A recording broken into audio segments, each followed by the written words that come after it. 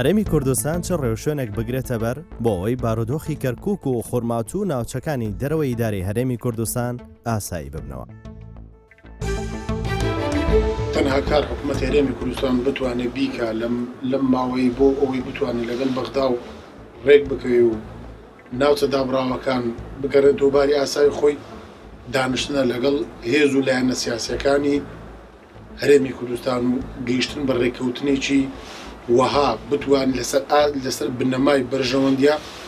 بەرژەوەندی باڵاکانی هەرێمی کوردستان بۆی کۆدەنجێکی تەواو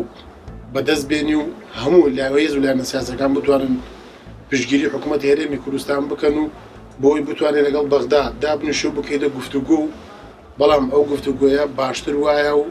بەهێزترە لەگەڵ بەغدا بکرێت بە سەرپەرشتی نەتەوەی گرتوەکان و زلهێزەکانی دنیا. من وەکو هاوڵاتیەک داوا لە حکوومەت هەرێمی کوردستان دەکەم خۆی بتە نێوەندگیریەک لەگەڵ حکوومەتی ناوەندی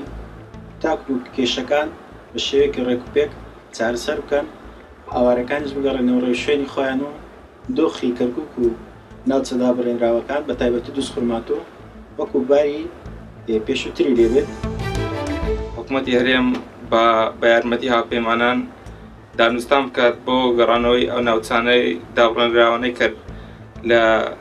کە حکوومەتی بەغدا دەستی بەسەرداگرتووە، دانوستان بکات لەگەڵ هاوپەیمانانمان لە دەرەوە، ئینجا دانوستان بکەن لە بەغدا، ئەویش بە مەرز لەگەڵیان دابنیشن و گشتکێشەکان چارەسەر بکەن. باشترین شت ئەوەیە کە ناوچە دابڕێنراوەکانی هەرێمی کوردستان بگەڕێنەوە سەر کوردستان،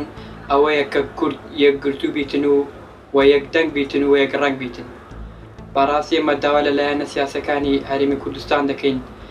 داوایان لێ دەکەین بە یەکگرتووی دەتوانن ئەو ناوچە دابڕێنراوانە بگەڕێنەوە سەر هەرێمی کوردستان.